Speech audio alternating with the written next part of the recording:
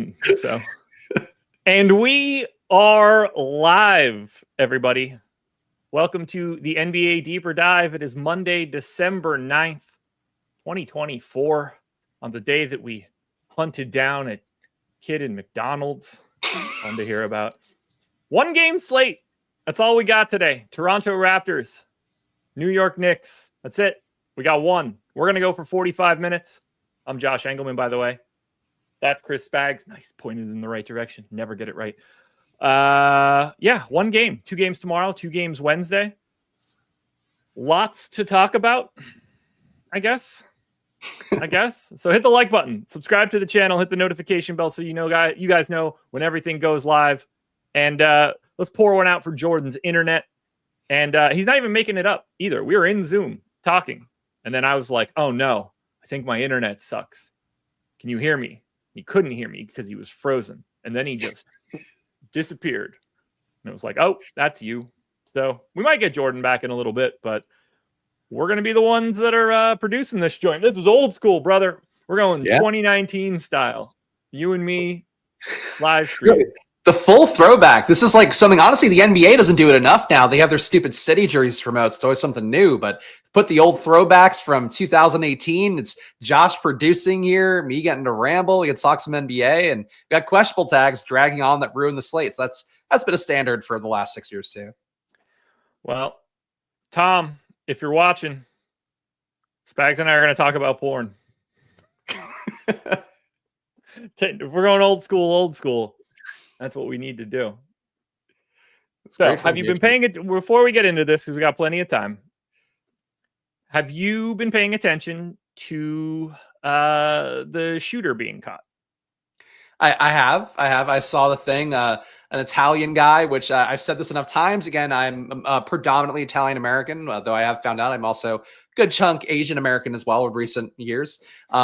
But for Italians, the thing I associate the most with, for some reason, when you're an Italian person, it's just immediate. They can make whatever jokes they want. It could be like, hey, he yelled out gabagool. They know it's like, what? Come on, man. And this should be a proud moment for Italians. This guy, well-read, a coder, engineer, whatever. And he did something that's profoundly American, even if you certainly can't advocate for it. So big win, maybe a Columbus style win if we let the edges of time figure it out. All I want to know is how in the world he had to show his ID at McDonald's. Got to buy a McRib. You have to have an ID. Otherwise, they're going to sell out. You can only get one. Tuna, Pennsylvania have some special McDonald's? I've never ran into that issue. I don't get carded. Yeah. Sorry, you were lagging. Am I having technical issues now? It was lagging for me with you too, but I didn't get the Wi-Fi thing. So yeah, you sounded a little bit, but I think we're okay now. I think we're okay. Oh, you were not moving on my screen, but talking. Oh, cool. Well, that's what people want. They just want me to be a still shot, much like Luigi. Does this McDonald's serve booze? Is this like the coolest McDonald's ever? You need an ID to buy a McRib and a cheeseburger and shit? What are we doing here? How did that even happen? How does that happen? Well, one of my buddies said he lives in the Pittsburgh area now, moved there because his partner is in residency at one of the Pittsburgh hospitals. And basically, like, Altoona is an hour away. He used to get Altoona. One of their delicacies is American cheese on pizza. So I was like, that kind of paints a picture of the area we're in, perhaps, and what they feel like they're doing. I'll tell you what, if there's a place that serves American cheese on pizza, I would have went there too, thinking no one would ever find me. Who would go there on purpose? Yeah, Altoona is a dumb name for a place too. Sorry to all of our Altoona viewers, but this is a silly name. It's mind-blowing to me. There's no way that piece of the story could be real. He's jacked too. He's a hunk. Good for him. I mean, besides, getting caught too in the stupidest way possible with the fake ID you used, with the gun, with your manifesto. It's like, okay. I'm going to go ahead and assume that being a hunk is not going to be in his favor in his life moving forward. That might just be mildly problematic to him whenever he finds himself in a cell for the rest of his life. The thing is, I think he'll be fine in a cell. I think it'll be weird for him. Like, he's probably offended some powerful people with his approach. So I think that might be the tough thing. But jail, I feel like they'd be like, this dude, high five, spat packs, probably. They're going to be giving him some back pats. I agree, but not the way that you're picturing. Not the way that you're picturing. He was framed? Well, then that'll come out pretty quick. You think they said a look-alike of Luigi? I don't think so. Great browse. Ready to break this one down? Yeah, let's do it. Let's do it. So, like I mentioned before, we've got the Knicks, we've got the Crafters, and we have nothing else. That is just what we have. Knicks are currently 7-point favorites in Toronto, 231 total. And we do have to hit on the biggest part of everything that we're going to be talking about today, because on a showdown, this literally will change everything. Karl Anthony Towns questionable. Now, obviously, that one has massive ripple effects to value, ownership, the whole slate change.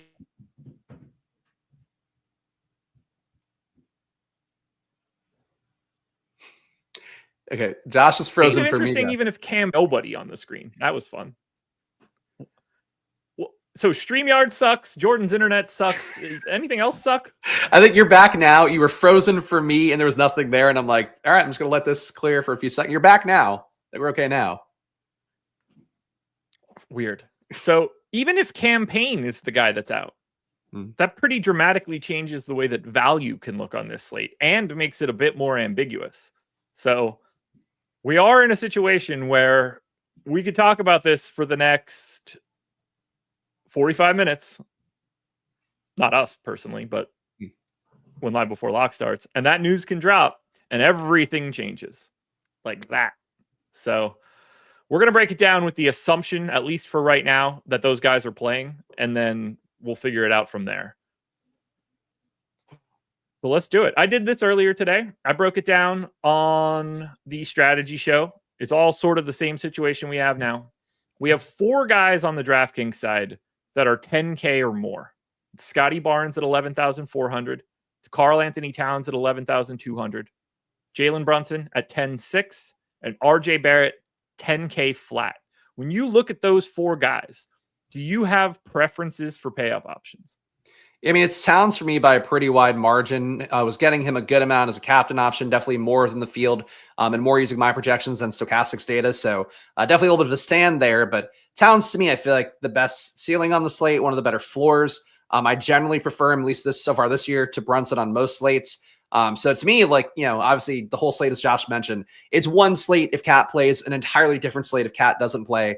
For right now, for me, I would rather be a Cat slate because I think he's the best play on it. I'm assuming that. I would actually have Brunson the lowest out of the 4, though, which might be a bit of a hot take. But I would have Cat, I'd have then Barnes and Barrett, and then I would go a little bit lower for Brunson's ownership.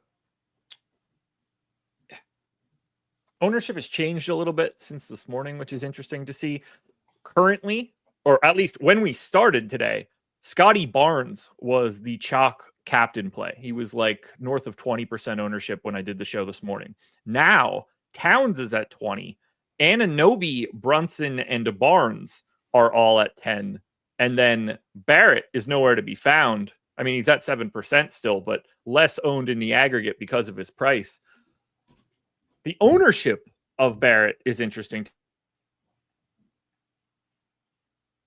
to me. I agree with you that I think Towns is probably the best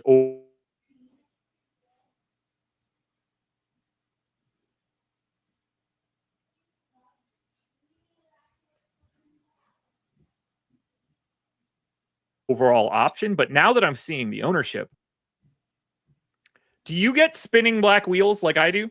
No, it's just you frozen and I see myself moving and I'm just doing my Jim from The Office reaction because I don't want to cut you off if you're talking and they hear you, but I didn't. I legitimately don't understand. Like, this has nothing to do with StreamYard doesn't, it's not me. I'm not running this. I can't wrap my head around it. Anyway, what I was saying was that based on the ownership now, I think Scotty Barnes is the best play on the slate. If he's going to be half as owned as Cat in the captain spot, they're going to be basically the same at utility because it's hard for people to separate in a showdown slate like that. But now I think I actually like Scotty Barnes a little bit more, just given that captain ownership, given the fact that you're sort of like paying, like now that we have Anunoby at 7,600 and the second most owned captain, I think the pay up to be contrarian with Barnes at captain is a little bit different. But the disparity of ownership between Towns and Barnes is kind of interesting to me because, like, projection wise for us, we essentially think these guys are the same play. You know, Towns is slightly better, slightly cheaper, but not by any sort of really big number. So I think my guy actually might be Barnes and Towns second. Yeah, like I think that makes a lot of sense. You know, Barnes certainly able to produce in a bunch of different categories. And I would say too, like talk about a lot the spread. And if somehow Toronto's going to hang in this one and, you know, and cover 6.5 points, probably comes down to Barnes being pretty productive overall. I would say the same thing for Barrett, you know, same thing to Pirtle to a lesser extent, same thing for Grady Dick to a lesser extent. But I think Barnes's upside comes at a competitive game. So going to captain with him, loading up on more, you know, the star Knicks on that side does work. I think the issue for me is that I have Towns being a little bit better than Barnes overall. I have Towns 3.4 fantasy points better, which is not what Stokastic has right now. So that's a little difference in my projection set. So I'm going to allow that natural uniqueness to put me more on Towns. But I agree, like Towns is a chalk center. So if you're going to get, you know, half the ownership for a captain play or captain plays rather, like that's something for Towns where I love Towns. I think he's got as good of a ceiling as anybody here, better floor. But half the ownership is half the ownership. Like that's a pretty big discrepancy. So how do you feel about this ownership coming into OG Anunoby? Because when I did the show this morning, it was just the 4 expensive guys getting the real ownership at captain. Now we have OG Anunoby, at least currently, projected for the second most ownership at 7,600. I get it. Like the idea of paying down a little bit at captain, trying to expand yourself a little bit more by that salary savings makes some sense. And like Josh Hart is basically the same ownership at a slightly higher price tag. Anunoby's at 11.5. Josh Hart's at like 9.5. Those are essentially the same number for what we're talking about here. Do you have a stand there between Anunoby or Hart, or maybe you have somebody else that you're looking at as a potential captain option that we haven't talked about? So I think Pirtle's the guy for me. I sort of view Anunoby, Hart, and Bridges as sort of the same play. They all, if they hit in a various ways, they probably bring down the production of a Brunson, of a Towns a little bit more. So I think to me, you know, obviously different ways they get there, like Josh Hart, I think if he hits his ceiling, probably still a few rebounds from Towns, maybe a few assists from Brunson. For Anunoby, it's probably more of a straight scoring thing. He just put up more points. As a result, you know, Towns and Brunson scored a little bit less. Everybody else on the team probably scores a little bit less than expected here. Whereas like for Pirtle, I just think it's a nice matchup for Pirtle. I think he's sort of a unique play here where minutes are a little bit lower than you'd want to see with Kelly Olynyk back in. They still have Fernando they can go to. They still have Boucher, still have Mobo out there that they can go to as well. But I think Pirtle is kind of the same thing where the price tag close to where Anunoby is. But Pirtle against Towns, I feel like he should be able to rebound pretty well, should be able to have success at the rim as much as they're going to do that. You know, the wing defense is just better, I think, than the big man defense for the Knicks right now. So Pirtle's my guy. Like Pirtle's the captain I'm going to go to. I'm not going to put in a ton of lineups in tonight, but the ones I do put into the big tournament are going to be lotto tickets with Pirtle as the captain, most likely. Final question about these pay up guys. How do you feel about RJ Barrett here? Because he is very clearly not owned in the same way as Towns, Brunson, and Barnes. Towns currently projected for around 60%. Brunson and Barnes are right at 50. RJ Barrett, 35. And a much bigger proportion coming from the captain spot for him at 7%, which is pretty high. Is he low enough owned that he becomes more interesting now? Or is this just sort of where RJ Barrett should be now that Grady Dick is back? Now that, who am I missing? Who else was out recently? Oh, now that Scotty Barnes is back and playing again. Olynyk is back now too. Like, is RJ Barrett just going to go back to being RJ Barrett and now he's just like overpriced? So I like Barrett on this slate. I think you can make the case, though, that if you were to sort of knock his rates down a little bit more to where you'd expect them to go, he probably becomes a worse play. For me, I'm getting 3x to captain ownership right now. Got him 19% in my top 150 as opposed to the 6.5. But I also have him projected, again, like on the year, he's had 29.7% usage. That's been trickling down with Barnes back in, but it's still holding around 30% more than I would have thought. Assisting at a 28% clip, 1.2 fantasy points per minute. He's been really good overall. So I think Barrett, to me, is like one of those players where I want to get to him more. But I think if you're approaching it like you are, which I think is totally fair, when you do have Grady Dick back in, when you do have Olynyk back in, we just have more bodies in the rotation. like take some usage away. Maybe Barrett I've overprojected, but I think he's a good stand here. And I've been playing him a lot lately with Barnes. And if Toronto's okay in a game, they're hanging in, doing well. I feel like Barnes and Barrett both seem to get there pretty evenly. That's obviously small sample size / anecdotal, but it's been happening a lot lately. Who do you like for value? Because we have a couple options right now in like your boy Davion Mitchell. I assume you like Davion Mitchell the most. Yeah. I can only imagine what you have Davion Mitchell projected for today at 2,800. He's got actually 30. I have him lower than Stokastic does today because the thing is, like, the day that Josh is mocking me for, that was the day where Quickly was out, Barnes was out, Barrett was out. Somebody had to soak up usage. I thought Mitchell could based on the small sample size. Turned out he did to some extent, but not enough. I'm just applying his normal rates for the year where he has been a 0.63 fantasy point per minute guy, but has a 24% assist rate, 14% usage rate. I have him at 14.3 fantasy points, a very respectable projection. Stokastic has him at 15.7, but he still is a great value play overall. I think he's probably the most obvious value. Yeah. So like to me, good play, good defender, going to get you 20 minutes. It's just, I know what you'll say. Like the production might not be there. He's going to play 20 minutes, but he might do 0-0 on it if, in certain situations. So if it's not Davion Mitchell as a value option, where the hell do we go? Especially if Payne ends up in. That's the weirdest part of this game. Because of the way that the Knicks run their rotations and because of how many people are now back for Toronto, there's not really anything at the bottom that makes it feel good outside of Mitchell and Payne being like, okay, these guys are going to play when they play. But then you look at someone like Jamison Battle at 1,200. It's like, well, he played 4 first half minutes there last time out, didn't make the rotation in the second half and might not be making it at all moving forward. What do we do for value? How do we save money today if everybody's in? I think it's Miles McBride is another option. McBride and Mitchell combined give you enough savings there on 2 spots that I think can work well depending on who you're playing a captain. So I'm comfortable with McBride projected for 24.7 minutes today. He's reducing about 0.8 fantasy points a minute on the year. Again, not the most exciting play. If this were a normal, multi-game DFS slate, McBride probably would not even be a part of, the conversation at all. But on a showdown, just getting these guys that open up a little bit of savings can theoretically 4 to 5x that value metric. I think McBride's that guy. So he's the one for me. Getting him, let me check my exposure real fast, but I know I'm getting him above the field. Not at captain. I don't think it'd be the move. But in the flex, I'm getting McBride 38%. Field will be at 30. And my favorite lineups, McBride's been a part of it, I think. And Mitchell, definitely one of them.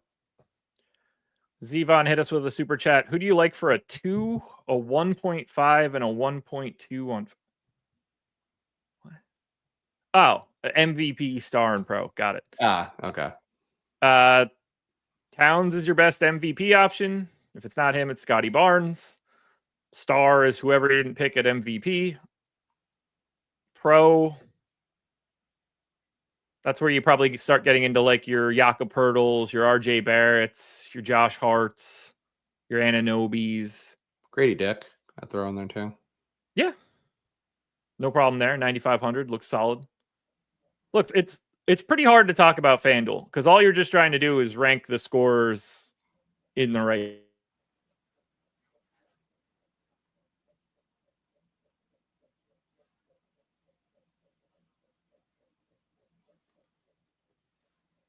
There's no gamification.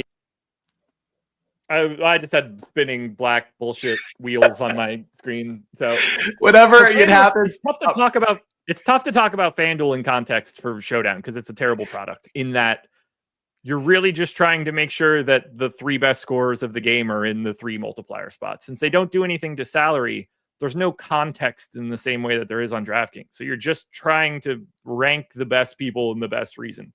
Like there's no conversation where we're like, oh, Davion Mitchell today, like he's 9% owned in the utility spot on the FanDuel side. Meanwhile, Davion Mitchell is in close to half of the lineups on DraftKings. The context is just completely different, so it makes it tough. I'm not saying don't play FanDuel, but like I don't have FanDuel takes in the same way that DraftKings does because the mechanism of salary just moves it around. Like there's no...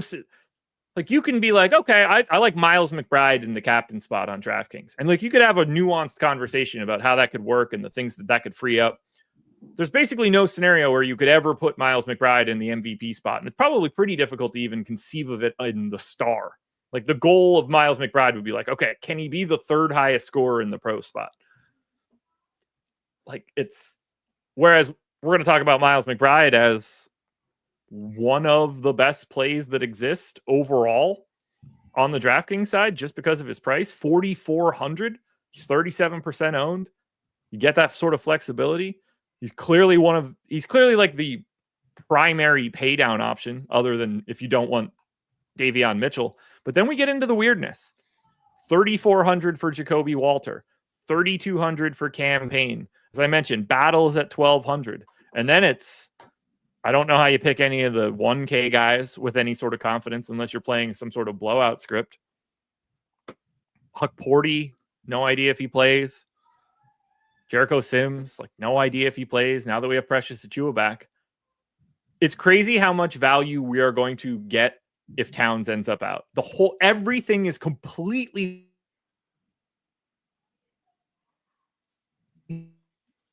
They're probably able to play Sims and Huck Porty, roll the dice depending on which direction you want to go. And then we're looking at Precious Achiuwa at 4,800 going from, like an average dude on today's slate to much more than an average dude. It's tricky. How do you get different today? What are you looking at that you think can give you an edge where the field just isn't overloaded in ownership? I think what you were saying about Jacoby Walter stands out a little bit more. The fact too, like Davion Mitchell, I think is one of the chalk value plays on the slate. If people are going to choose Davion Mitchell, trying to go to Walter, I suppose Jamison Battle. Somebody in the chat said Jamison Battle was ruled out, but I don't think that's true. Jamison Battle to me, another one, like just kind of go into another secondary Raptors piece. It's around the same price point. I think would be one thing that stands out. The other thing, McBride, I do like more. That said, the field kind of has him appropriately owned.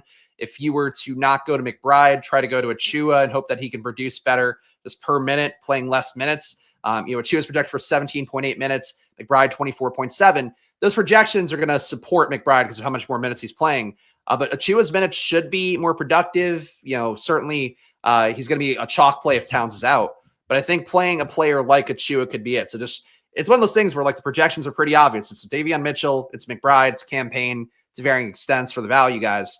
Just play one of the slightly lower projected value guys and hope that they can hit, I think would be the best way to do it. Who said Battle was out? Somebody in the chat did before, but I haven't seen any confirmation of it. Could have been just somebody wrong. Looking through it to try to find it. I want to yell at that person. It was in the beginning of the show, and I was like, I don't think that's correct. So I haven't confirmed. I mean, we're gonna get a new injury report in 45 seconds, so we'll be able to at least take a peek. I'm just gonna filibuster until 6:30 until it pops up. Apparently, Basketball Monster is saying it. People are saying, yeah, Basketball Monster has him listed as inactive. So we're gonna. I mean, the moment this flips to 6:30, we're gonna be able to hit that and find out. And if that's the case, makes things a little bit easier. Then you don't have to do it.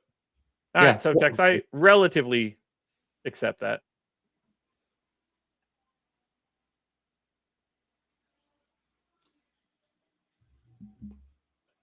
Wake up, Josh!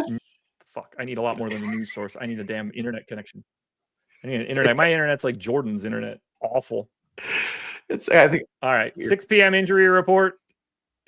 Jamison Battle out. He's with the G League team, as is Ulrich, whatever the hell. Chomchi. I don't know how to say that. It doesn't matter. So right away, a guy that was available to be rostered, 6% owned, 1,200 Jamison Battle, not available today. Not available today. I don't know if that unlocks anybody else. My lean is that they're just going to go 9 guys. Does make me wonder, like, does Chris Boucher see the floor again after being not a part of the rotation last time out? I don't think so, but he could. I think it would just be an extra minute or two for Walter, extra minute or two for Grady Dick. I don't, or Agbaji. Like, I don't think Boucher would see the floor for how they've been using Battle. Yeah, I'm just thinking, like, if you take his 6 minutes, do you redistribute, or do you just think like there's a 9 or like a half dude the same way Battle was the last game? I don't know. Yeah, I think they just give it to. I mean, my guess would be Jacoby and Agbaji, but you know this stuff much better than I do, so I'll defer to you. No, I mean we're talking about a Raptors rotation that's a little bit different now. So I assume Boucher's cooked, but with Battle not there, they could go back to 10. I don't think that it just has to be 9 moving forward. But I assume that based on the last game, they're just 86ing Chris Boucher. Yeah, I think so. And he's 3,600, not a price tag that will make you excited about it. Boucher was out of the rotation for 1 game, Jeremy. We don't have to just assume that is permanent. Damn it. I knew this was going to happen. I knew that I was going to get the phone call that I've been waiting for the moment that this show would be on. It was always going to happen like that. Oh, no, I want to know what it is now. I don't want to invade your personal. It is a estate liquidator. So super not interesting. That's an important thing nonetheless. Yeah, he went to the house today to let me know how much of the bullshit that's still in the house can get sold. Gotcha. All right, guys, hit the like button if you haven't done it yet. That would help us out a little bit. It's always helpful. Sign up at Stokastic too. Links in the description. I think I copied them over. They should be there. If I didn't, Jordan, you're watching, go do that. But you can sign up at Stokastic. It's pretty easy. You can get a month of our tools for no cost whatsoever. All you have to do is sign up through one of the links to one of our affiliates, either on the Pick'em side or the sports betting side. It's pretty simple, really. Click that button, make your deposit, follow the instructions on the top of the screen, and you can get 1 month behind the paywall for whichever sport you choose. So if it's NBA, you'll get projections and ownership, Sims tools, all that good stuff. It's very easy, and the link is in the description. Spags, do you want to build a lineup or two before we get out of here? We've got about 10 minutes before we turn this one over to the Live Before Lock crew. I'm going to pull up the single lineup simulator, my favorite thing that we have. I thought projections weren't up earlier today because I was just waiting on Classic. I had to kill 15 minutes at the beginning of the show, and they were up the entire time. Pretty frustrating. I felt bad for asking about them, too. All right, let me see if I can make this sizing a little bit better for everybody. That's going to be about as good as it's going to get here. All right. Let's alternate choices. We'll see how we do. Do you want to choose the captain? Yeah, I mean, look, I'll go with the call I think is the best captain right now relative to the value. I'll go Pirtle. I think good floor, good ceiling. I think a fairly decent pathway to get to 40 fantasy points for him. And if so, you get jamming some studs with him. So you get more choices for the flex. All righty. I am going to go with Josh Hart. Ooh. Josh Hart. Third best value option behind Davion Mitchell and Karl Anthony Towns, but less owned slightly than both of them. So I like that. The floor is yours. Okay. I don't know that I want to steal all your salary and go Towns. That's a consideration. You can go however you want to go. All right. I think I got to put Towns in here. I think it's a nice matchup for him. I'm assuming he plays. Obviously, if he doesn't play, none of this information has been good and useful anyway if he doesn't play. So assuming he plays, he's the play. I think put him in. All right. I'm going to go Miles McBride, 4,400. Sixth best value. Still pulling something in that 30% ownership range, but has some upside. We have 6,400 per person available.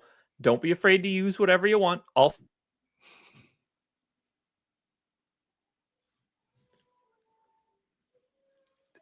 tickle something awful. That's okay. We'll figure out what it looks like. Fuck. We'll make some tweaks after that.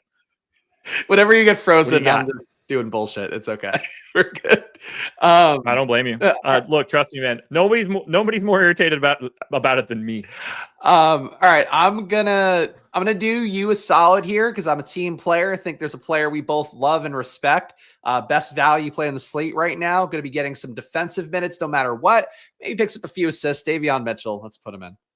So you've left me $10K for the final spot, which is the price of RJ Barrett on the nose. We're getting now I'm going to duped click to hell on this one. If you put RJ Barrett in, we're getting duped to hell.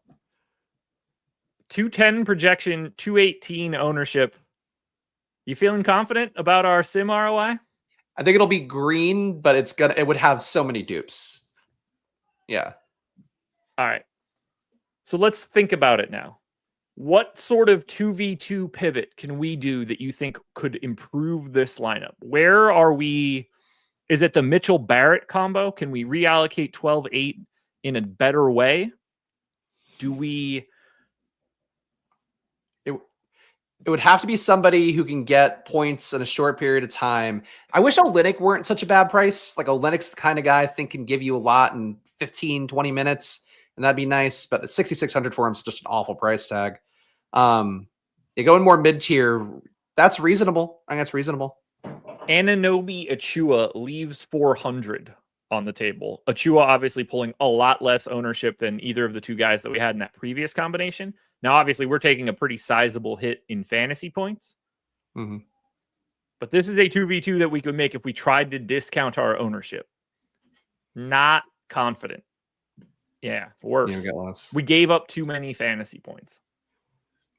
What if we were to, I guess this wouldn't be, I don't know if this would be accounted for in the sim, but I'm wondering if you take Towns out in an Achiuwa lineup, if that would help it a little bit, just on the play-by-play assumption that Achiuwa, if he's playing well. I don't think that'll matter for the sim itself. Okay.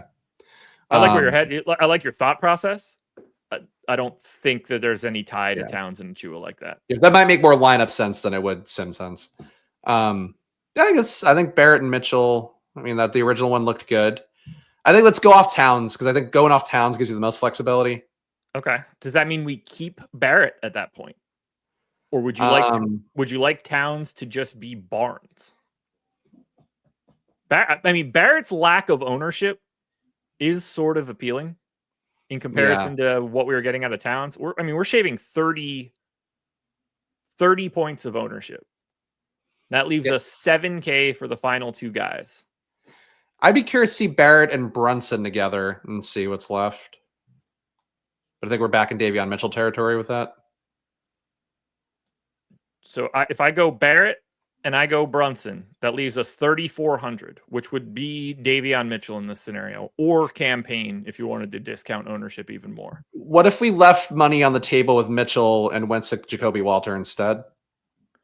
Okay, so that was Brunson and Walter. Yeah. That leaves no money on the table. Okay. Spends the full Magilla. 202.67 projection, 197 ownership. I still think we're probably a hair low on projection, but yeah. Yeah, it's negative. All right. I had a tough time building out this slate earlier today. Yeah, you can't go Barnes. Those guys are going to be too expensive at that point.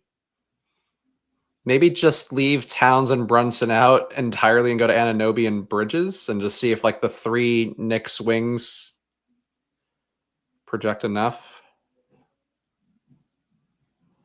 The best we could do is Anunoby Dick. Okay. Still using all the salary, but you're getting more unique by leaving out Towns and Brunson, I would think. Pirtle captain might be capping us a little bit too if you want to try a different captain. Let's do that. This will probably be the final one we're able to do. Let's do it in reverse. I will take the captain this time. Okay. Maybe that could lead us to the promised land.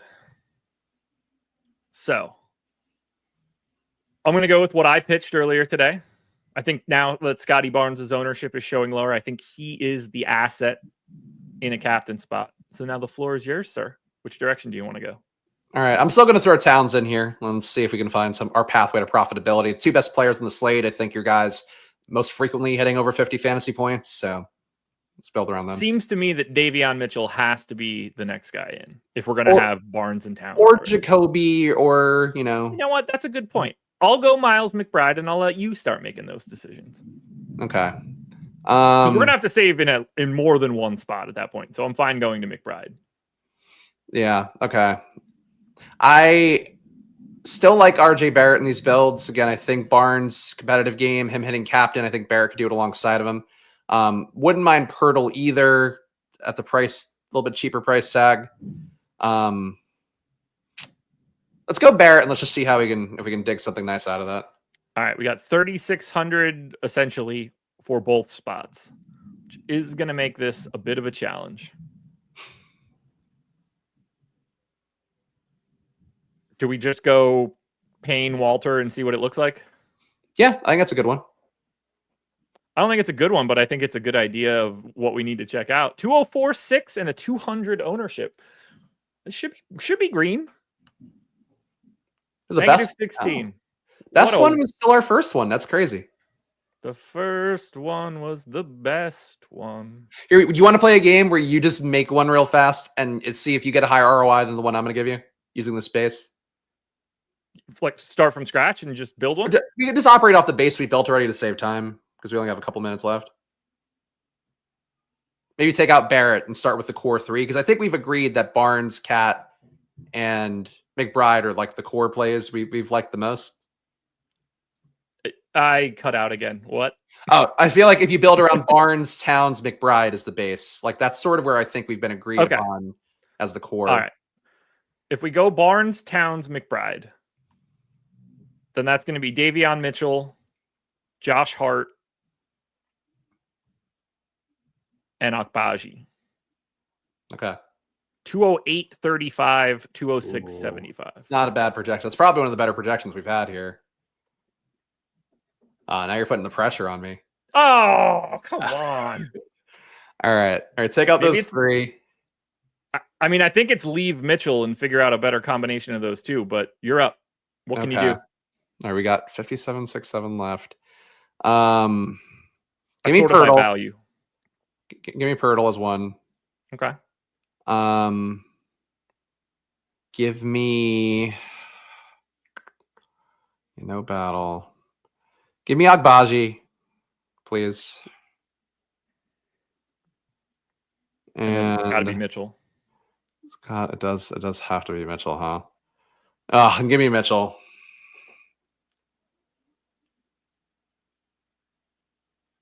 Guys, it's got to be your 5%, right? 52. Okay. That shouldn't be difficult. Hey! The skin of my teeth. I'm taking one more spin. No. I have to now. Oh, that was a fun Anunoby. Dude, I could play around in this app all day. Anunoby, Walter. No, that ain't it. Anunoby, Mitchell, Dick. 209, 69, 219. This one's got you. 23.7. And then we're getting out of here because live before lock time. Oh, all right. I'll let you go out on top. That's fine. You took an extra. The only way that I know how to go out. With a dick on top. That's your way to do it. Josh can never take an L. Well, it's not that I can never take an L. It's just that they never appear in my life in any way. They're just permanent dubs over and over and over again. I just take that L, I tilt it, then I add another one and pick up the dub. If only they always gave you a golden at bat, so you get an extra try. That's all I needed here. So that's what they had to do. We needed the golden at bat, so they called in the Aaron Judge of the single lineup sim, and I stepped up there and I did what I needed to do. All right. We've wrapped up the deeper dive, but this show is not over, folks. NBA Live Before Lock coming up right now. No thanks to Jordan Klein. Gregory, Eric, you guys are up. What, did we just leave quietly? Well, Jordan threw us out immediately, so.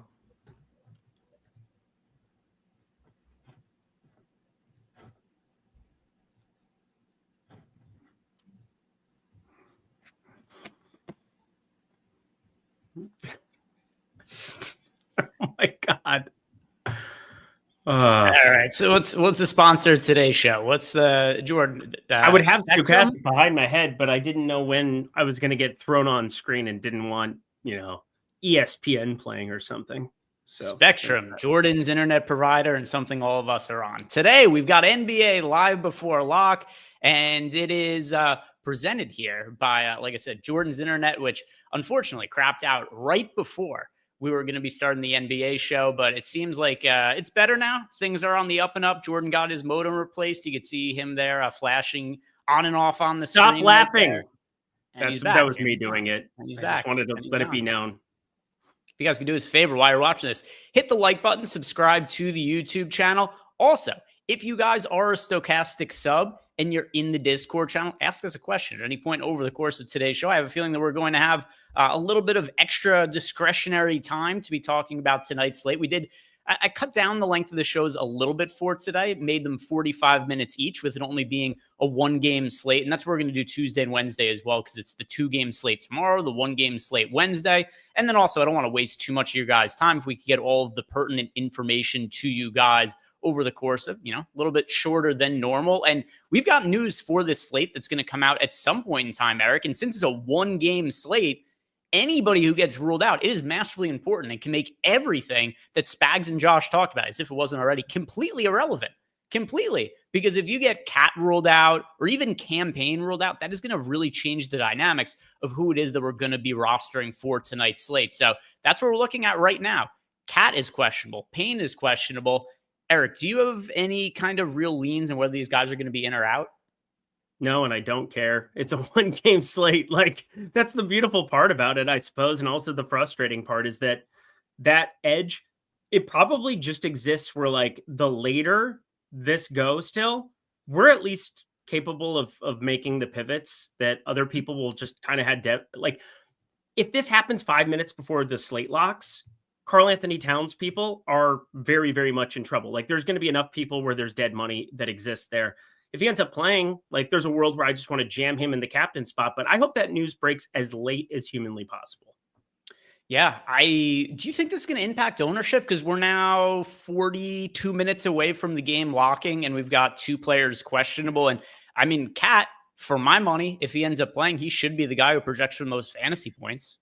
Yes. But if you've done this before on these 1-game slates, because they're larger prize pools, like, this is pretty much similar to what we have in the playoffs, is that there's public money. There's more dead money in this than what you would typically get for, like, if this was a 1-game slate at the end of the night at 10:30 p.m. Eastern time, 7:30 p.m. Pacific. Like, there's more public money that'll show up in this because it's the only sheriff in town. So, like, for me, for my money, I want news as late as possible in every single one of these situations. See, we got some super chats here. We got one from 1-2 said, can Jordan AOL Klein do? This is a fantastic new nickname. This is better than any of the nicknames that we've had from the past. Jordan AOL Klein. Jordan, that's pretty funny. It's pretty good. By the way, this is not Jordan's fault his internet went out, but the timing's still fairly funny. So it is shout out to we both have Spectrum, and yet he always has internet issues. You know what I haven't had in, like, months and months and months? Sex. Internet issues. Oh. I thought we were playing a guessing. I thought we were playing a guessing game. Are we not playing a guessing game? Why ask me the question if I'm not allowed to answer with my honest opinion? Answer the question, you fuck. Go ahead. Anyway, shout out to 1-2 Jordan AOL Klein. He says that can he do anything right? Yeah. He is one of the most fantastic button, but he changes the scene from one thing to the other. He had that holding card that was here, so Eric and I couldn't be seen on camera for the first 18 seconds we were here. Jordan does a lot of things right. Mike 1377. Here we go. I don't know. I don't know how much Spags and Josh talked about the FanDuel side of things, but Eric and I, we're going to get you guys covered for all of it. And that is what I see already right here. Mike 1377 wants to know, who is our favorite MVP over on FanDuel, Eric? So keep in mind, big differences between FanDuel and DraftKings. I assume a lot of you guys probably aren't that familiar with the 1-game slates. So DraftKings, you just have the captain spot, which what happens there is the top scoring player, not only do they score 1.5x their salary, but are 1.5x the amount of fantasy points they score, but their salary is also 1.5x. What FanDuel has is multiple multiplier spots, but the salaries don't change at all. So very different strategies with what we're going to do when we approach FanDuel and DraftKings. I've got lineups built out for both. Who's your favorite MVP on FanDuel, Eric? And we'll talk about favorite captains on DraftKings. I think also has to depend on, like, how risk tolerant you are. I think RJ Barrett looks pretty interesting purely because you're going to get a lot of ownership if Cat plays on Cat. You're going to get Jalen Brunson in there. But if Scotty Barnes somehow goes under his projection, I got to think RJ Barrett has a pretty decent day, or you just want to have like a New York Knicks onslaught. Like if Scotty Barnes fails, there's a good chance RJ Barrett's absorbing some of that opportunity, or he just, went nuclear himself. I think because of that, he becomes like the interesting guy.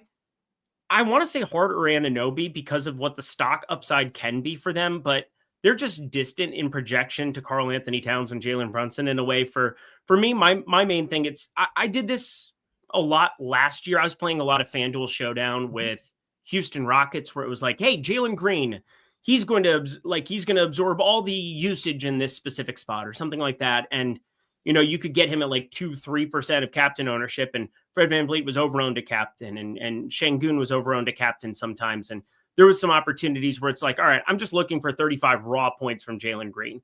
I think that's kind of what this is with RJ Barrett, but we've seen him kind of fill out the stat portfolio a little bit better in Toronto than what he did at times in New York. I think RJ Barrett, probably the most interesting for FanDuel. All right. Yeah. Only 6% projected ownership. We do have, I'll give you guys this context, the most popular projected MVP that we have over on FanDuel right now. It is Cat at 41% projected ownership. And just kind of curious to ask you, Eric, let's say we find out right now that Cat is in. Do you think that would have any kind of impact on that 41% projected ownership? Do you think the number goes up if we find out that Cat is available earlier, or does the number go down if we don't get news on an update on him until there's like 10 minutes left to go until lock? It's really hard for me to know what the field is going to do with this kind of ownership here. Yeah, it's hard to know, but I will say this. When you have a Q tag, when you have the Q tag next to your name, there is public money that is scared of such things. I think there are people who hand build out a couple of lineups and it's like, oh, Cat's questionable. Maybe they'll put him down in utility, but we've seen captain ownership be a little bit too low in some of these spots. And it's hard to quantify because obviously we're running things under the assumption that they're playing with the projection next to their face. And I don't think we're giving any kind of a downgrade to Cat for, maybe potentially 4 or 5 fewer minutes. Because if he's in, we've seen how many times Tom Thibodeau is just going to run you into the ground. Don't really think there's a lot of times you should be giving some kind of like a projection downgrade anyway. So I look at this as like public money, however much we get, people get uncomfortable with red Q tags next to faces. I got to think he'll come in underneath ownership. And again, that will become drastically more the longer that Q tag exists, which is why I want it to exist as long as possible. Yeah, so the reason I ask is while we have Cat as the highest owned player in the MVP spot over on FanDuel, my intuition is that Scotty Barnes is actually going to be the chalk there. So when you run everything through our sims, you are going to be getting to more of Scotty Barnes than Karl Anthony Towns, which I totally agree with makes sense if it's just from a projection standpoint. And then also the fact that Scotty Barnes is projected right now for less ownership than Cat. But we're dealing with an intangible here that really supersedes any kind of data because we're talking about a guy being questionable, and then you don't know when that news is going to come and how people are going to react. So I actually think that ownership is going to be really close between Barnes and Towns, not quite the gap we have it projected. And if that does end up being the case, which is what I suspect, then I actually would want to be doing, if you guys are using the tools to build lineups over on FanDuel, I'd actually be most inclined to do a little bit of an ROI boost up to Cat and then downgrade Scotty Barnes a little bit, or maybe even go into the contest generator. And it's very, very rare that you and I talk about this, Eric, because usually the ownership projection, it's just kind of what the ownership projection is. And we don't mess around with it too much in the contest generator. But I actually think it makes sense to lower the ownership a little bit of Cat for tonight's slate in the contest generator, just under the assumption that some people are going to want to hit the eject button. Now, obviously, if he gets ruled out in the next 15 minutes, it's going to be 0 anyway. It won't show up in anything. But I think that's something that makes sense to do, at least as of right now. So I went with a little bit more popular of a guy here in Karl Anthony Towns, under the assumption I think his ownership will actually be a little bit lower than we have projected. You went really contrarian with RJ Barrett, which I'm sure people are going to be really excited about it because it's a revenge spot, which isn't the reason that Eric wants to click on the RJ Barrett name.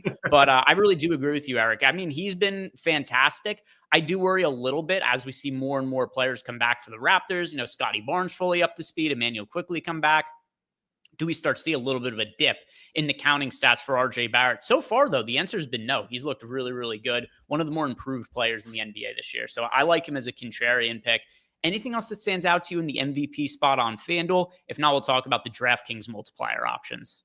Yeah, I guess one guy to potentially throw out there, Jakob Poeltl as well. He's further down the list there, but I do get kind of a weird feeling that I don't know. It's one of those plays that I think people recognize. It's kind of the same thing as Scotty Barnes too, where it's like, I'm hoping Jakob Poeltl goes just completely nuclear in a way where I'd probably be moving Scotty Barnes, not just down one spot, but maybe two spots, hoping that this is just one guy getting all of the usage, because Scotty Barnes has such a well-rounded stat sheet that it's hard for him to fail in like a really pronounced way. But if you have somebody who could put up like 30, 35 raw points, which against Karl Anthony Towns defense is very, very live to happen, I think that he's also an interesting guy, but I do strongly prefer RJ Barrett at their current ownerships. I don't have any issue with that at all, with him being a contrarian option. So let's go on and look at the DraftKings side of things now. And I think we could address the multiplier option in a handful of different ways over on DraftKings. But where I really want to start is just by asking you, if you're building one lineup on DraftKings right now, and keep in mind, guys, we do have a different situation on DraftKings because players are also 1.5x their salary in the captain spot. You're building one lineup. You're putting one guy in the captain. Which direction are you going? What name are you clicking on? Yeah, this is Jalen Brunson. It's under the assumption that, there's a chance Karl Anthony Towns gets late news of him getting ejected. Or just, ruled out is what I mean, not actually ejected. That would really actually be really, that would be very, very predictive if we find out he somehow gets ejected before the game. Yeah, I get the scripts ahead of time, as you know. I always try to sway people one direction with my $4 and $1 lineups that I'm playing today only. I'm really trying to sway for that $100. For me, it's just looking at the board with a number of different pieces. I think you're going to have the main beneficiary of anything that happens with Cat be Jalen Brunson. And then also with it being Scotty Barnes, just with the ownership that he's pulling right now, Jalen Brunson is still going to have some of these ridiculous games. And it just feels like he's further down the list than what I was expecting. He's, it's $1,200 less than you're paying for Scotty Barnes at the captain spot. You've got RJ Barrett that I do think is interesting, but I don't care about the revenge narrative whatsoever. Mm-hmm. We're getting pretty decent leverage on him too. I know we're getting leverage if you look in the right-hand column on what's showing up here. Scotty Barnes, Josh Hart, RJ Barrett, Jalen Brunson, lots of different options. But if this news comes out later, just know that Jalen Brunson jamming him in captain is kind of what I'm anticipating doing. Yeah, so same sort of deal right now, because I did go in. I did slightly lower the ownership projection on Karl Anthony Towns when I was building out my lineups in the contest generator. That really did get me to a good amount of cat. So if I'm playing one guy, I know that right now we do have him as the most popular projected captain option. So it's not like I'm going out on any kind of crazy limb, but because I do think the ownership will be a little bit lower than projected, it does make him stand out quite a bit in the sim. So Cat is my overall favorite captain option. Mm-hmm. He's who I would be playing if I was just building out one lineup. But it's not to say I don't like contrarian options as well over on DraftKings. My favorite one, Eric, it's actually Davion Mitchell. I really like the kind of different lineup build that he puts me on. And here's the main reason why. We know what the Knicks minutes look like for the starters for no reason at all sometimes. There are games, the one that you and I were texting about, what was it, a week ago, where the Knicks are winning by 30 points and they've got all the starters out there on the court. Mikal Bridges plays 46 and a half minutes. If for whatever reason, Tom Thibodeau decides, I want to make sure my guys are all capable of playing 40 plus minutes for the NBA Cup later in the week, which for whatever reason, that might be something he decides to do. You could end up getting massive games from all of the expensive options on the Knicks. If that happens, you might need to go cheap at captain in order to make that lineup viable. And to me, of any of the cheap players on the slate, the one I get the most of is Davion Mitchell. I think he's locked into a healthy amount of minutes, which is more than we could say about pretty much any of the other cheap players in this game. Of course, barring, and it's totally different. If Cat and Campaign both get rolled out, then all of a sudden somebody like Precious Achiuwa, then Achiuwa is certainly looking at big minutes for a cheap price tag. But as things stand right now, there aren't that many value options I feel great about. Davion Mitchell is the one I gravitate towards the most. So it wouldn't take all that much. Let's say that you get 16 fantasy points out of Davion Mitchell. That's 24 in the multiplier spot. You get that out of him. Then maybe get a big Brunson game, a big Cat game, a big game from Scotty Barnes and or RJ Barrett. All of a sudden, you're going to kind of have to go cheap in that captain spot, especially considering that the way the Knicks players correlate with their minutes, if they all have big games, it's likely going to mean there are no cheap players that did well from the Knicks side of the game. Yep, he's in 12% of my lineups right now. He'll probably be in a little bit more. We got news the Cat is in, Campaign is in. They're both available to play. So with that being said, I was going to look at the Jalen Brunson. I mean, Jalen Brunson wasn't really showing up a ton in the Sims. It was kind of a boost thing where I thought through it, where Karl Anthony Towns, if he's out, I bet for me, this is probably going to result in Josh Hart, Scotty Barnes, Davion Mitchell. Like those guys are going to probably end up being like my main captain pieces on the Toronto side. The Barnes Mitchell pieces. And yeah, Josh Hart, where I think that there's a lot of builds as I'm just kind of scrolling through them where I like getting to him potentially as the guy, just purely because he's locked into more minutes than Mikal Bridges at times. Miles McBride can show up and have a ceiling game too that looks decent, but even still, Josh Hart has such a well-rounded box score. Going to be hard to get away from the expensive ones now though, because Cat just looks really good in the captain as well. So I'm going to rerun my stuff here a little bit. I mean, if you just ran it unencumbered to begin with, awesome. But I was trying out different iterations before the beginning of the show. Davion Mitchell, probably my favorite cheat captain as well, but Josh Hart, probably my favorite captain overall now, purely because Cat being in, I think that there's a lot of builds you can still get to Hart, Brunson, a number of those guys where Hart can be the captain and really have a well-balanced lineup. See if there was any other questions that came into us from the Discord. Not really at the moment. So I want to ask you, now that we've got Cat confirmed, and we've already talked about Cat a pretty good deal over the course of the 20-ish minutes that we've been on. We haven't talked about Campaign, though. Obviously, there's no additional value that opens up from both these guys being ruled in. But what is it that you're expecting from Campaign tonight as a backup here for the Knicks? And is he somebody who you think is going to be a viable option to be playing for the slate? Well, he's the cheapest Knick that I have interest in. I'm not going to get to Huck Porty or Sims or Toppin or anybody with the absence. I think that I guess we can have this conversation, because is there a world where you dip down to play a 1K guy on either team where you get like all of those main pieces? I mean, you'd really need like an outlier game of somebody putting up 60, 65 where you'd want to captain them and then have like mid 40s options at 4 other spots and then have that fifth one be one of these punt guys. Like, I think that there's a build that exists like that, but because Davion Mitchell is so cheap, 2,800 for him, and we kind of assume decent enough minutes, I find it really hard to want to do that on this slate. So yeah, I think when you look at the Knicks side, Campaign, I don't think he plays a ton. 16 minutes is probably enough for him to be viable, though. He's had a decent season compared to what we were kind of expecting out of him. And every game that he's appeared in this year, which is, been every single one he's active, he's played at least 9 minutes, most of them 11 to, 17, 19 minutes. Mm-hmm. I think that Campaign at 3,200 is definitely going to be somebody you want to sneak into a lineup or two, but yeah, it's really hard to prioritize on this slate, where if you get to like a mid-range captain or a Davion Mitchell, which you shouted out already, you can get to like just a ridiculous lineup as is. So not very necessary. Yeah, I'm building my lineups as if the Knicks do their normal thing that they've done as of late, and that's just play the starters big minutes. And with that being the case, it's hard for me to really project Campaign all that well. And he's expected to be fairly popular for the slate as a value option. We've got him pulling on DraftKings, nearly 30% ownership at the moment over on FanDuel. Let's see, what was his ownership over on FanDuel? Campaign, a little bit less so, 15% owned over on FanDuel, although still with the minimum salary being different, and there's no difference with the salary of the multiplier options. I don't know. I find that Campaign is just a little bit too popular, unless the Knicks just do something totally different and limit the minutes of their starters. Here's kind of what you have to look at. And I'm curious what you think about this. Mm-hmm. So the Knicks have 3 games that they're going to play this week. They're going to play Monday, they're going to play Wednesday, they're going to play Saturday.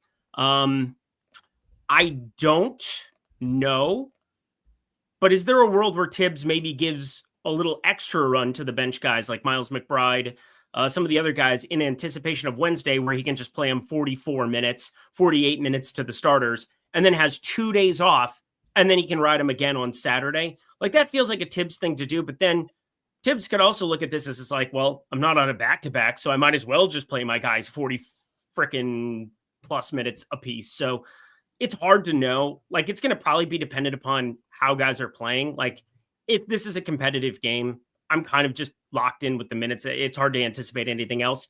If we think that Tibbs is just going to run his dudes out for 44, 48 minutes in that NBA Cup game on Wednesday, you could maybe find yourself to a little bit more campaign, a little bit more Miles McBride, anybody that, isn't main rotational pieces. But, I think McBride's still somebody that they want to be locked into having being in that 6-man rotation. Campaign's probably putting himself into a little bit too, but I'm not going to do a ton for it. I'm looking at campaign right now in, where was he just in? He's in 24% of my lineups in the flex, 0 at the captain. I think I'm fine with that. Yeah, I'm same boat. I just the way that we know Tibbs runs his rotations normally, I have to expect big minutes from the normal guys. The last game Cat played, it was 2 games ago. It was that game against the Charlotte Hornets. The Knicks ended up winning the game by 24 points. So it's not remotely competitive. The Hornets starters don't play the fourth quarter. Here are the minutes allotments that the Knicks went with. The only guy who played less than normal minutes was Jalen Brunson. That was because he got hurt. He goes to the locker room, and then he doesn't return for the rest of the game. So keep that in mind. Jalen Brunson banged up that game. Cat, 39.5 minutes. Anunoby, 39.5 minutes as well. Josh Hart, 38.5 minutes. And then you got Mikal Bridges at 46.5 minutes. And then you get Deuce McBride off the bench, plays 27.5 minutes. But keep in mind, no campaign that game. And Brunson goes to the locker room with an injury during that game, isn't able to finish. The player who played the next most, he got 12 minutes out of Precious Achiuwa. And that's it. They ran a 7-man rotation their last regular season game, and it was not a remotely competitive game. So you had the guys came out with a minute left. So then you guys like Kolek played a minute, Jacob Toppin played a minute, Matt Ryan played a minute. But just the way that went, I have to assume the Knicks guys are playing regular minutes and even minutes to a point that don't make any sense more often than not. Yeah, their last regular season game was against Detroit, though, right? We're talking 2 games ago. Detroit Saturday was no Cat. I'm talking the last game Cat played. Just there you go. Yeah. Just to specify for everybody, because like Jalen Brunson played 44 minutes. If you had Cat out, you would see Jalen Brunson playing 44 minutes more than likely, even though they play on Wednesday. The NBA Cup be damned, in Tibbs' opinion, I would think. But we're probably still looking at 38 minutes is like the stone cold low projection on each one of these main starters. I think that's fine. McBride and Achiuwa. I mean, we saw Achiuwa get up to 28 minutes. I think that's probably the encouraging one in terms of projection. Because like I was working through our stuff today and just kind of like going side by side. And I do think the one person that I'm the least comfortable figuring out what to do with is Precious Achiuwa. He's in no man's land at 4,800. 12 minutes, 28 minutes. I didn't see coming in that Detroit game in any way, shape, or form. I don't think many people could. But like, there's just a world where if Cat is somewhat limited, there's places where like, obviously if they want to really, really ride Cat on Wednesday, they can play a little bit more of him there. They don't have to go to anybody else. Jericho Sims could like DNP the next 20 games consecutively. Like, I don't know what to do with Precious Achiuwa at all. I've had builds where obviously if you had Cat out, I would be playing tons of him like everybody else. But now it's just a question of like, do I want to get to him at all? Because projections don't like him. Sims really don't like him. I don't know what to do with him whatsoever. The problem is you're just going to have to play some of these bench pieces. And of all the bench guys in this entire game, both sides of the game, I think Precious has the highest upside. He's not the safest, but I think he's the highest upside because Cat foul trouble, that's something that happens from time to time. Cat being on the injury report, maybe he is banged up during the game. I don't think it's the most likely scenario. Well, but let me ask you this. Do you think him and Cat can play on the floor together? Because Precious has been out forever. So we have 2 games of Precious. Mm-hmm. And Precious and Cat shared the floor in the middle of that second quarter in that first game for Precious. He played very minimally, but you had Cat get subbed for Precious in the end of that third quarter. And then Cat came back and they shared the floor here again. Like, what's the minutes overlap that we could potentially see there? Because like, there's also, I mean, you just look at these 1 game sample sizes and It's like, oh, well, what happened that would create that opportunity? OG Anunoby had a personal foul pretty early on. He ended up playing that first quarter. He was just fine with it. But like, I guess it's just trying to figure out what that minute overlap is going to be, because Jericho Sims got mixed in before Precious Achiuwa did in that game. And I really don't expect that to be the norm going forward. He played 3.5 minutes when Cat was on the floor. If they're going to have Precious share the floor a lot with Cat, I think he's probably really low owned, like or below what we're looking at going forward. If they're going to utilize him as the 5 in a matchup where like, hey, whenever Jakob Poeltl isn't on the floor, they're going to have a smaller 5 out there. Let's have Precious out there for those minutes. You're probably only looking at like 12 to 14 Precious minutes in competitive spots. So it's really, really hard and really, really volatile. I'm not sure what happens. It probably just relies on how Precious looks in that first rotation. It's like, hey, we can give OG a little bit more of a break. We can play, him at the 4 and move on. So I think it's a fun showdown slate purely because we don't know about him. Yeah, I assume they do play a little bit together. And then to what you had said before, how much they're willing to do it is going to depend on what happens where on the court. Do they play well? Are they outscoring the opponent? Are they getting outscored? And then just from like a shot quality standpoint, what does the floor spacing look like? How easily are they able to create good looks on offense? Because Thibodeau might be more willing to stick with it, even if, let's say, they're like -6 with Karl Anthony Towns and Precious Achiuwa on the court together, and it's not going all that well. And I just made up a random number, but maybe they're getting good looks on offense, but the shots aren't going in. Then I think he might say, hey, this unit's playing pretty cohesively together, and he thinks there's reason to think they could be better going forward. But we've not really seen Precious Achiuwa and Cat play at all together, so it's hard to know. Precious is projected for fairly low ownership right now, and just because there is an upside there and there's a chance for Cat and Precious to play together, my desire is to get exposure to Achiuwa off the Knicks bench and be overweight to the field to him, just because of the fact that there is that ceiling in the field doesn't appear to be there. What I would be doing on the other side, though, same deal, same uncertainty. If we were uncertain, but Precious was 40% owned, then I'm not playing him. But because he is projected for lower ownership, I want to take some of the shots. Yeah, I wanted to talk through it because, again, there's not much to talk through on a one-game slate. But Precious Achiuwa is the interesting piece of the entire thing to me. And that was existent before the Cat news. It was going to be existent for sure. I think everybody would just kind of be jamming Precious Achiuwa. You'd have to think about Huck Porty and Jericho Sims for sure. I think we would assume Sims would still start. But Precious Achiuwa was a +11 in 12 minutes in the game that him and Cat both played in. They were a +5 in their first rotation, and they played that entirely together. It was a +5 without each other in the next one, then a +3. They were a +8 together in, 3 and then 4. In just 7 minutes together, they were a +8. Again, it is such a small sample size, but my guess is that when you see Precious get on the floor, it won't be in relief of Cat, more than likely, if they feel comfortable about that. If they think that that was an outlier and they needed to do that against Charlotte, because Charlotte does have more size now. They got Mark Williams back. So, Diabate's been playing well. He didn't really play until the end of that game. It was, a complete blowout in the second half, and that's when Diabate showed up. But you look at the Charlotte side, they generally haven't been big all year long, and we've kind of assumed that. But Nick Richards, Mark Williams both played a bunch there. And so there was opportunity for them to go to that double big lineup, or I guess Precious is just like a normal 4 typically, but I do like the opportunity to just be overweight to him as the main pivot point of the entire slate for me. Yeah, and for the questions in chat, Achiuwa was never expected to start. Never expected to start. So people are like, oh, but OG Anunoby starting. There was never a point here Eric and I were thinking that Precious Achiuwa was starting over OG Anunoby.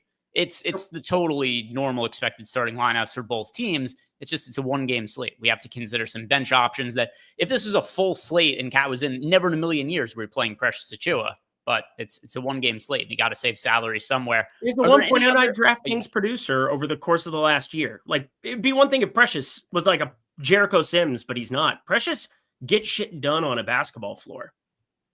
If you guys haven't done yet, like the video, subscribe to the YouTube channel, and all the tools on our site for NBA, for NFL. We support the showdown slates too. We got showdowns in the Sims. We got it in the single lineup Sim. So if you guys are trying to figure out like, hey, who do I want to play for these showdown slates, which there's a bunch of them over the course of the next couple of weeks for NBA, sign up for any of the packages that we have here at Stokastic.com. Then, of course, always the NFL main slates. In addition, the showdown slates like tonight. Links down below in the YouTube description box. You guys could go right to our page and sign up for any of the packages on the site, or take advantage of our link join offer. You could sign up at any of our affiliate partners, and for each one you sign up for, but it has to be through that link down below in that page in the YouTube description box. That's for tracking purposes. For each one you sign up for, 1 free month of a core package of your choosing. So that's going to include access to our contest generator, access to our sims, our player projections, our ownership projections. You get all of that when you sign, totally for free, when you sign up through one of our affiliate partners down below. 1 free month for each one you sign up for. We talked about some of the value options here on DraftKings, Eric. Let's talk now about FanDuel specifically, some of the value options, because it's always different. The flex options over on FanDuel, where the min salary is different, some of the players might prioritize are different. What stands out to you at the flex spot on FanDuel? Couple of different things. First off, you're getting like no ownership down here for some of the main pieces, mainly because if you're going to spend up your salary, those are the guys with the better projections. They're not really fitting in there. But I guess the main one I'm kind of just staring at in terms of like what we're looking at, Kelly Olynyk, 7,500. Yeah. I haven't thought about him a lot on DK. I mean, he got a lot of shit done in his first game back too, in very, very limited minutes. And, you know, for as much as we just got done going on a diatribe about Precious Achiuwa being a good fantasy producer, you're looking at an even better fantasy producer overall that could walk into more and more minutes as he gets healthier. Both of them, it's kind of unknown, but at 7,500, he's definitely the guy that I think looks better. And then Miles McBride is sitting at that identical 7,500 number. I think if you could just get to lineups where you have Olynyk instead of McBride, where we have him better projected, that seems pretty decent to me. But overall, in terms of the flex ownership, I mean, Kelly Olynyk is projected for 17 fantasy points, and we have a better projection on him than Miles McBride. And I think the people who are hand building feel a lot better about Miles McBride clicking on that one. Yep, 7,500 for Kelly Olynyk. He definitely looks like a good option. The other one too, although he is fairly popular, but Mikal Bridges only being 10K, he's pretty easy to fit into some of those flex lineups. And I know this has been a massively struggling season shooting the basketball for Mikal Bridges, but we've seen Tom Thibodeau is totally cool with playing him 40 plus minutes. So for a 1-game slate, you know, you got a pretty good floor there out of a guy who's playing massive minutes. But those are the two guys I get the most exposure to in the flex over on FanDuel, Eric. It's Mikal Bridges, it's Kelly Olynyk. Those are the two guys for me. If you want to go really contrarian, Precious only 5% owned in the flex spot over on FanDuel. That's something else that stands out to me as well. Super chat, a follow-up from 1-2. Boy, he is really going hard on Jordan Klein. He had that was actually funny, though. That made me laugh. So another banger. 1-2 is on absolute fire today. So earlier, he dubbed Jordan Klein's new nickname as Jordan AOL Klein. Now he wants to know, who is the Jordan Klein low bandwidth play of the night? Eric, who's going to let us down on this slate? Oh, my God. Looking at my lineups right now, I mean,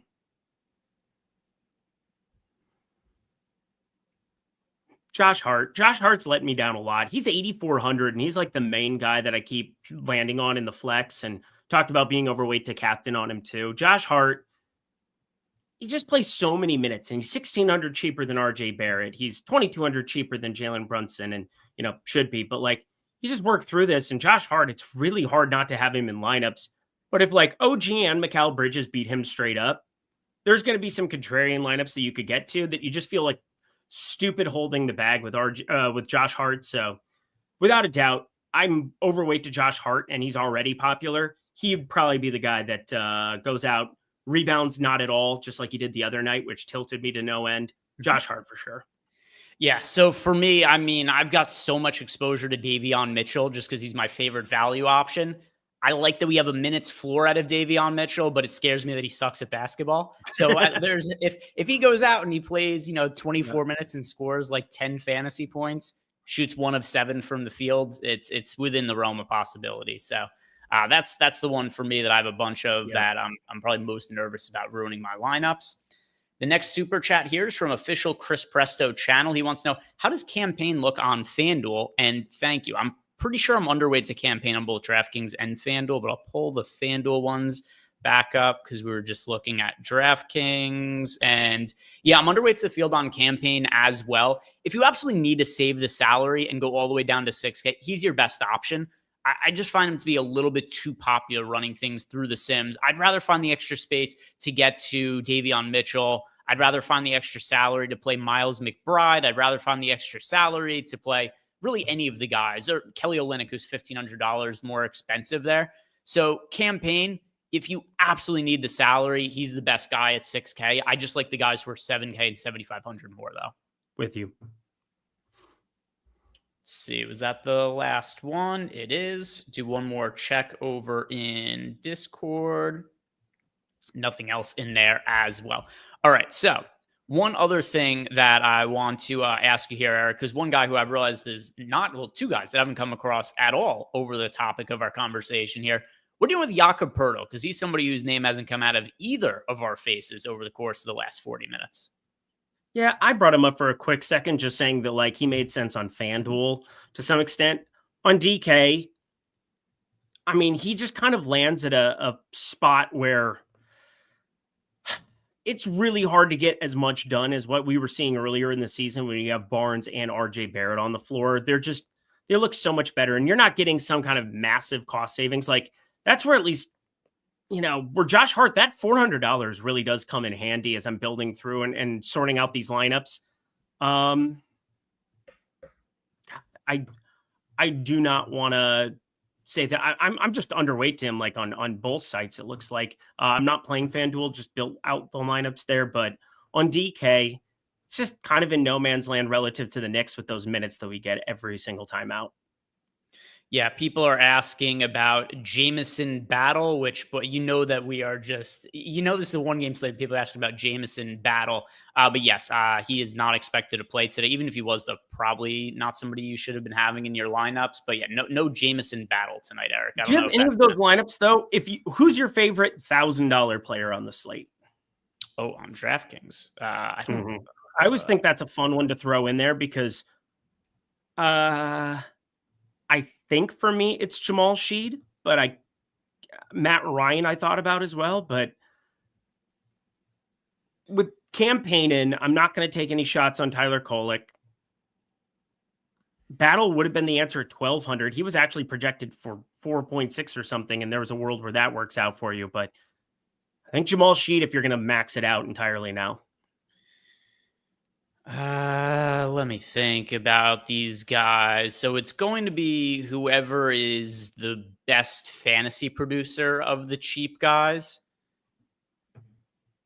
Sheed this year, not too terrible. It's also, I'm more apt to say somebody from the Raptors side of the game than the Knicks, because for all we know about the Knicks, they could be up by 70 billion points and the starters are still out there in the fourth quarter anyway. So easy way that I'm going to do this first, it's going to come from the Raptors side of the game. And then on the Raptors side, the viable options we have, well, there really aren't viable options. Okay, it kind of becomes Sheed just by process of elimination. I'm landing on Sheed then. Yeah, and maybe there's an ankle tweak or something that works out in your way. I feel like if something were to happen to Brunson or something were to happen to Cam Payne or something like that, like there's still a world where one guy, or I mean, Jalen Brunson specifically, you just see Miles McBride probably play like 38, 40 minutes and you would absolutely need him. Doubt Kolek gets brought in those kind of situations. They had like brought him in for like 2-3 minutes at a time earlier this season here and there, but like that's gone away. So I think by process of elimination, Jamal Sheed. It's also worth noting this. I don't think any of the 1K guys touch the court today. It's only they need a blowout to step on the court or an injury or foul trouble or something like that. Other than that, I think these guys were all playing 0 minutes. Or you get the nuclear game script. I'm looking at one lineup in particular that has Cat and the captain, and you just need a $1,000 guy. So you're probably running into too many people doing that lineup, but I'm just saying those are the kind of times where it's just like, hey, Cat goes for 90. You have a bunch of other dudes who go for 40, and then you just need the 0. Like you just need the 0 or hoping that one guy takes the floor. I think Sheed is the guy you want maxing it out. All right, let's go and look at the so we've talked about Poeltl. I think the only other starter that we haven't really talked that much about, and I know that it's somebody who is covered by both Josh and Spags, and they're building some of their lineups. Grady Dick, and a main reason that Grady Dick hasn't really come up in conversation, at least for me, as we've talked about lineups, is I have him exactly even with the field over on FanDuel, which was right around 20%. And then on the DraftKings side of things, I've got Grady Dick also in right around the same amount of lineups that the field has, right around a quarter of them. He's at this price point at $6,400 in the flex on DraftKings, where if you have Grady Dick in a lineup, I don't really think there's an alternative to him. So he's just kind of a guy who shows up here and there, because if you look through all of the salaries here, if you're building a lineup, Eric, and you have, 7,300 to 6,400 left, there's a big price gap. You've got Mikal Bridges is 7,400, Grady Dick is 6,400, then Agbaji is 5,600. There's no way in hell that I'm going to be rostering Mogbo or Agbaji over Grady Dick. He's just kind of a guy that I'm not that opinionated on. He just has to kind of show up in some lineups because he's the only guy around his price point. Yeah, it's the way I feel about Jacoby Walter, where I'm like, why do I have Jacoby Walter in lineups? And it's like, oh, because there's like nobody else sub 4K that I'm interested in. Like, he's the only guy. So there's certain things that'll pop up as we work through more NBA. And we're going to have a lot of these type of slates now. I mean, we're going to have 2-game slates. We're going to have showdown slates because the NBA Cup is just so massively important to the National Basketball Association. We have to be doing this. But I think there's just guys like that process of elimination, the rest of the range just looks abysmal. You have to get to it. You're trying to get a different build. Again, that's where the Sims tool is really, really helpful. I did try to limit some of my dupes. I don't want to go crazy in eliminating them, or you're really cutting down on your win percentage. But, I've ran a number of different Sims. I feel pretty comfortable landing on these kind of guys. See, we got a question here from Robashua. He wants to know what our opinion is on Mogbo today.